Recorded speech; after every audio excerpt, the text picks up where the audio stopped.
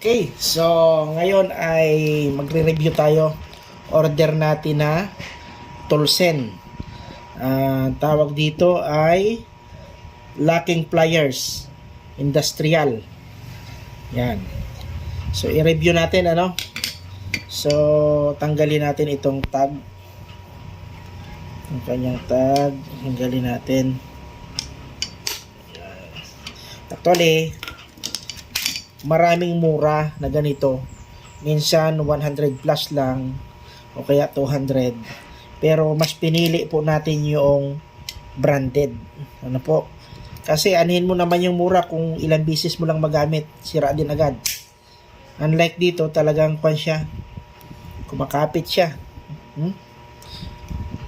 Dito pa lang sa texture pa lang sa pinakambakal talagang sulit. Ganda Lakihan natin Ayan.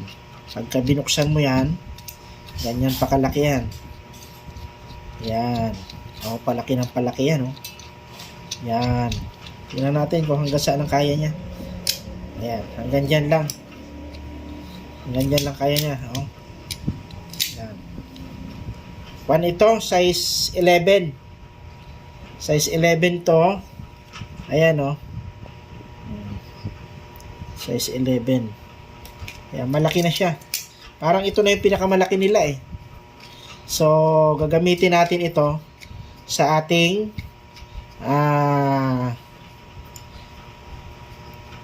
drill press. Kasi pag yan minsan hindi maganda yung hawak mo, may ikot yan yung i-drill mo. Kaya kailangan natin ito. Saktong-sakto ito sa drill press natin. Yan. Ang gusto ko pang bilhin yung isa pa yung mahaba. So, ito, nagkakahalaga lang ito ng asukwan. 300 plus lang. Pag inabangan mo yung promo niya, nasa 300 plus lang. Pero kapag hindi siya naka-promo, abot siya ng mga kwan. Nasa 600.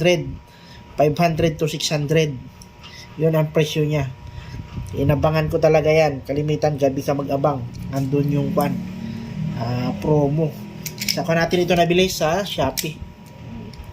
Ayos, ganda Alam mo agad yung kwan yung grippings ng mga local at ng branded. Panalo. Ayos. The best.